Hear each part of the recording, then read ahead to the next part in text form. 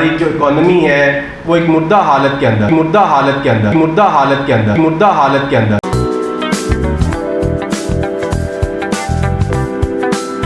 इस वक्त जो इकोनॉमी की जो सूरत हाल है वो ज़िंदा नहीं हो रही। हमारी जो इकोनॉमी है वो एक मुर्दा हालत के अंदर है।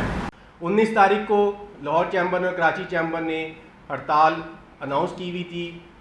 वहाँ पर हमारे ही कुछ चैम्बर के प्रेसिडेंट ने वहाँ पर बैठ के प्रेस रिलीज़ बनवाई उसके हक़ में कि जी हम हड़ताल नहीं करेंगे, लेकिन बाहर आकर उन्होंने फिर इस चीज़ को अपनी दुकानदारी चपकाने की कोशिश की।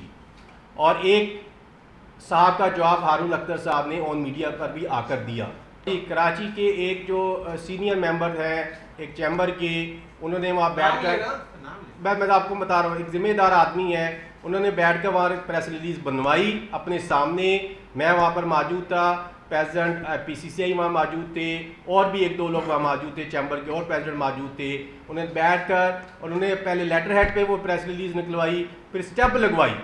तो और उसी का इज़हार हारून अख्तर साहब ने अगले दिन उन्होंने ये कहा कि उन्होंने मुझसे माफ़ी मांगी है कि हम हड़ताल नहीं करेंगे, लेकिन बाहर आकर उन्होंने फिर इस चीज़ को अपनी दुकानदारी चपकाने की कोशिश की।